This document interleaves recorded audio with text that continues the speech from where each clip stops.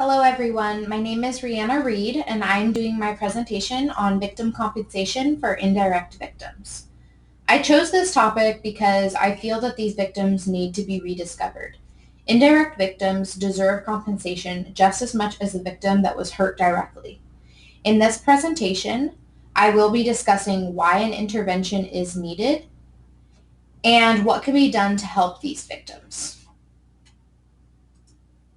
But first, it is important to understand who I am talking about when I say indirect victims. Our textbook by Carmen defines indirect victims as those who are emotionally close to the crime victim and who are hurt as a result of a serious crime such as homicide, rape, sexual abuse, sexual assault, etc. that happened to the direct victim.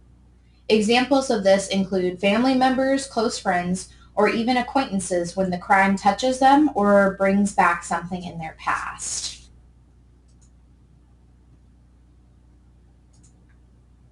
Okay, so now that we have a better understanding of who direct victims are, let's talk about what victim compensation is and how it is used. As we learned in class, victim compensation is not the same thing as restitution. Restitution is payment by the offender to the victim and is ordered in court. Victim compensation is government run and is given to the victim from the state. So who can it help? Well, in class we discussed how it should help victims of less serious crimes. But currently, victim compensation covers serious crimes, particularly violent and sex crimes. Victim compensation has many benefits, such as the therapy counseling funding, which can be granted for a lifetime in case victims feel that they need it later on in life. Victim compensation also provides victims advocates, specifically for direct victims. These are people that can sit up on the stand with them and explain court proceedings, specifically in cases where the victim is a child. Lastly, we have reimbursement for hospital bills, gas, and other fees, such as some reparations, such as fixing a lock in order to make sure that the victim feels safe. So now that we've discussed what victim compensation is, what we have done to help indirect victims is what we're going to talk about now. So what have we done to help indirect victims thus far? Well, like I mentioned before, victim compensation does have benefits, some that aid family and friends, such as therapy, reimbursement, burial services, and some reparations. But the problem is that indirect victims aren't made aware that they have access to such compensation. The main focus is usually on the direct primary victim, so others forget to take care of themselves as well. Anyway, we will discuss more about why there is a need for an intervention on the next slide. But first, I want to talk about a program that I found in my research. So Families of Murder Victims, FMV program, in Philadelphia is a program aimed at helping indirect victims cope with their loss. It provides information about the justice system, emotional support, and individual group counseling. This program, although it is aimed towards compensating families, it isn't universal, so it doesn't exist everywhere in the country. And it only covers families of murder victims.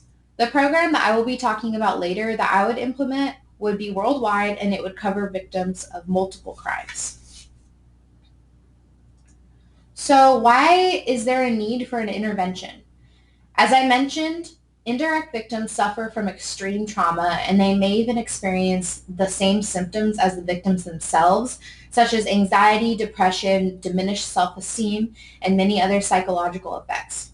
It could also bring repressed memories back, which is something that the investigator I interviewed had mentioned to me, and I hadn't even thought about that before. So overall, these victims need a place to either grieve their loss or deal with the emotional effects of the crime. However, not many people are taking advantage of the services such as victim compensation. There are many reasons for this, one being that they aren't given the information, so they don't even know that they can get compensation. Secondly, programs like FMV aren't everywhere, and they require an eligible care provider, which many people don't have.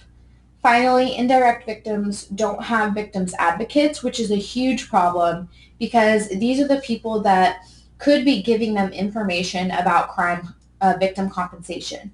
However, funding doesn't always allow for the support of victims advocates, and when they are there, they don't always uh, follow up with the victim to make sure that they are using the services offered. So now I'm going to talk about the program that I would be implementing called VET, which stands for Victims Advocates, Education, and Therapy, the three components to providing justice for the families and friends of direct victims. So the first component, Victims Advocate, would be the most important as it is essential to the point of getting indirect victims the compensation that they need. So basically, there would be one victim's advocate for every close family member and friend. And what they would do is they would explain court proceedings and procedures to these indirect victims. This would help them to understand what is going on so they don't feel lost. And they would also support them on the stand-in trial. A lot of people don't really think of family and friends as getting up on the trial. They usually think of just the victim, but many cases involve friends and family getting up on the stand, and it can be emotionally troublesome for them. So this would be really beneficial for these people. And another very key part to the victim's advocate is they would help fill out the compensation packet immediately. When I interviewed an investigator on my topic, she talked about how a lot of times victims don't even fill out the packet. So victims advocates would make sure that these packets get filled out, and they would apply for gas, medical, therapy, etc. They would apply for all of these things to be compensated. And they would also provide the claim number ASAP.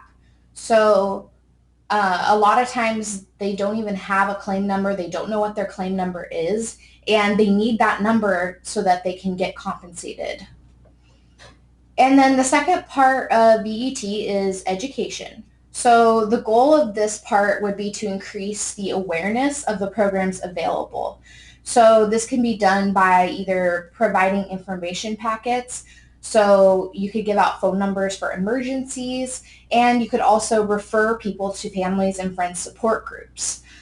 Something that I'm going to be talking about a little bit later is community education presentations, which I feel that student interns or people that are a part of victim compensation program can deliver these presentations to the community, and that would increase the awareness of the programs available. So the third part to VET is therapy and counseling services. So this is a really key part as well because like we talked about earlier, indirect victims also have a lot of trauma. They need equal attention just as much as direct victims. This was something that the investigator mentioned to me. She said they need equal attention. But they also need a separate place to grieve. So it might be difficult for the family and friends to actually talk about their feelings with the victim that got hurt because that may cause more trouble for the victim, or they may feel uncomfortable giving their feelings in front of them. And the other part is just having lifetime access.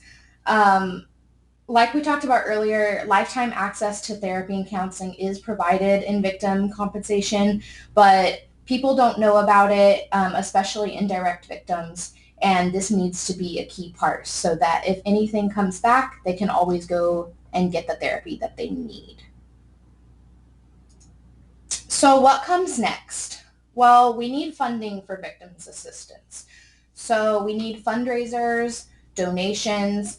I was thinking about student interns. So I know that there's a lot of interns, especially in the Justice Studies Department, that would be interested in being a part of this program. So I think that that would be a really good idea in the future going forward, is to get student interns that need the experience a part of this program, because that would not only be cheaper for us, but it would also give them the experience that they need.